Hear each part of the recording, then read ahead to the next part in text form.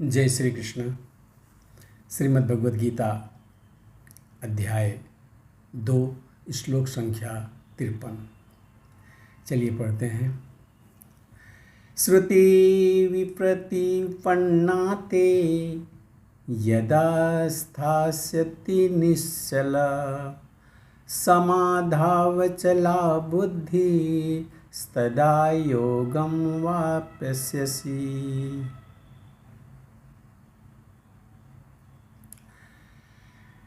श्रुति विप्रतिपन्ना। श्रुति मतलब वैदिक ज्ञान के विप्रतिपन्ना कर्म फलों से प्रभावित हुए बिना ते तुम्हारा यदा जब स्थास्यति स्थिर हो जाएगा निश्चला एक निष्ठ समाधव दिव्य चेतना।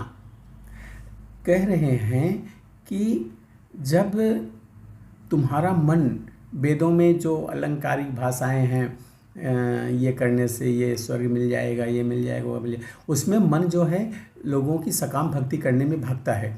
तो उसके लिए कह रहे हैं कि जब तुम्हारा मन वेदों की अलंकारमयी भाषा से विचलित ना हो, ये जप कर लेंगे तो ये हो जाएगा, ये तप कर लेंगे तो ये हो जाएगा, ये जाप कर लेंगे, ये यज्ञ कर लेंगे तो स्वर्ग मिल जाएगा, वगैरह वगैरह, जो ये सब बातें होती हैं।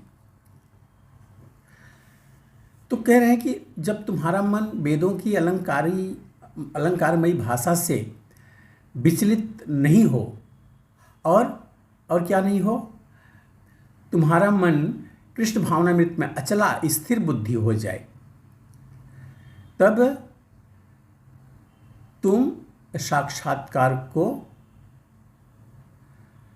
मतलब प्राप्त हो लो। जब तुम साक्षात्कार को प्राप्त हो लो, आत्म साक्षात्कार को प्राप्त हो लो, तब तुम्हें दिव्य चेतना प्राप्त हो जाएगी।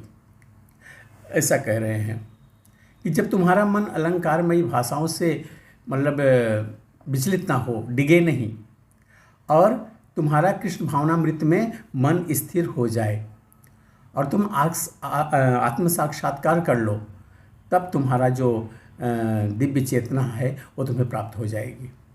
इतना करना पड़ेगा। दिव्य चेतना का मतलब जो हम हैं, एक्चुअल में जो हमारा स्वभाव है, जो मैं हूँ, वो हमारी दिव्य चेतना है। ये तो ऊपर से जो धूल मिट्टी लग गई है, इसकी वजह से सब बिगड़ गया है। तो वही कह रहे हैं। अच्छा, इसमें उनके कहने का मतलब ये है कि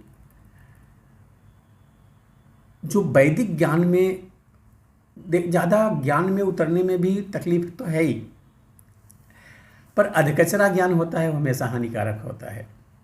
इसीलिए कहा है कि जब आपका मन वैदिक ज्ञान के कर्म फलों से प्रभावित हुए बिना कृष्ण भावनामृत में तुम्हारा मन स्थित हो जाए और तुम्हें आत्म साक्षात्कार की अनुभूति होने लगी, तब समझ लेना तुम्हें दिव्य चेतना प्राप्त हो जाएगी। समाधावचला बुद्धि तदा, तब तुम्हारी बुद्धि योगम वापस। ऐसा कह रहे हैं। अब कोई समाधि में है तो इसका अर्थ क्या होता है? इसका मतलब ये होता है कि वह पूर्णतः कृष्ण भावना भावित है, अर्थात उसने पूर्ण समाधि में ब्रह्म परमात्मा तथा भगवान को प्राप्त कर लिया है। आत्म साक्षात्कार की सर्वोच्च सिद्धि यह जान लेना है कि मनुष्य कृष्ण का शाश्वत दास है और उसका एकमात्र कर्तव्य कृष्ण भावनामृत में अपने सारे कर्म करने हैं। कृष्ण भावना भावित व्यक्ति या भगवान के एकनिष्ठ भक्त को न तो वेदों की अलंकारमयी वाणी से विचलित होना चाहिए और न ही स्वर्ग जाने के उद्देश्य से सकाम कर्मों को में प्रवृत्त होना चाहिए। कृष्ण भावनामृत में मनुष्य कृष्ण के सानिध्य में रहता है और कृष्ण के प्राप्त सारे आदेश उस दिव्य अवस्था में समझे जा सकते हैं।